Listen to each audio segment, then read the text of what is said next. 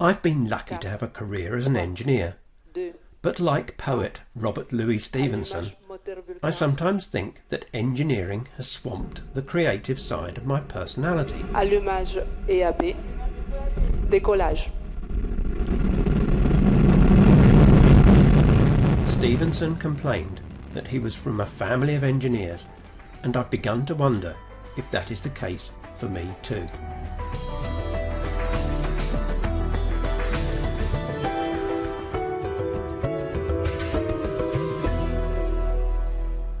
Unsurprisingly, my father Dennis was an engineer. He had a successful career in the computer industry. He had seen the transition from the mechanical punch card computers known as tabulators through the early valve and transistor computers which would fill a small warehouse to the microcomputers we now use every day. I wondered where Dad had received his training even before computers existed, and all was revealed when we applied for his wartime service records. In 1940 Dad was trained at HMS Collingwood, the Navy's top engineering training establishment, in the new technology of radar. His service record shows that he then served on the Atlantic convoys, then on the Malta convoys, and finally the Salerno invasion. On the face of it, Norman Skirchley, my grandpa, was a car salesman. That is, when the motor trade was still a reputable career, but I found that he was in fact an apprenticed engineer. From the 1930s he managed Elgin Road Garage in Wallington, which is now a ruin, but from the 1930s to the 1970s it was a thriving business. I wondered how it was that Elgin Road Garage was such a success, and came across this photo in the family archives.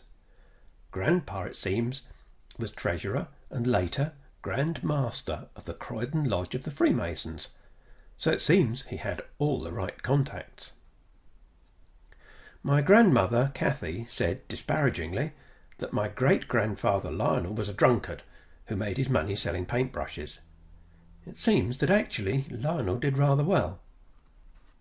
He was a timber merchant's clerk, so I wanted to know how it all went off the rails. The woman in this picture is not my great-grandmother. It is Lionel's partner, Mrs. Mepham. It seems that my great-grandmother Lizzie died when my grandfather was just a teenager, and in those days it was traditional to take a memorial picture. So this is a family tragedy in a photograph 100 years old. My great-great-grandfather Joseph was a mining engineer, responsible for gold and diamond mines such as this one at Lillooet in Canada. We found this paper clipping from 1914 and wondered how he became known as King Skirchley, and all was revealed in his book, which is still in print and includes descriptions of all manner of gory ceremonies. The King of Dahomey gave him the title Prince of Wydar, but the New York Times, it seems, found out the truth.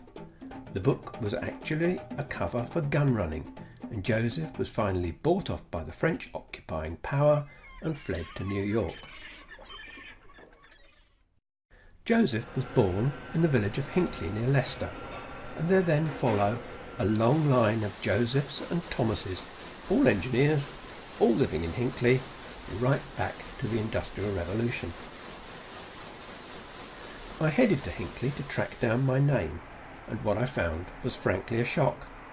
It seems that the name Skirchley is just a tiny village, little more than a hamlet in the parish of Hinckley.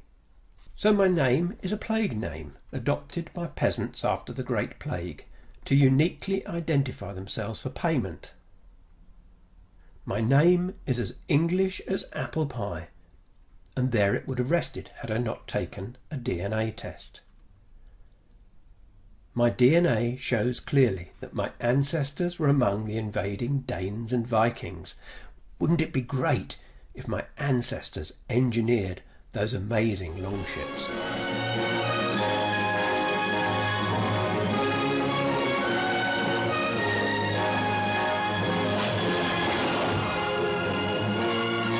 A black sailor!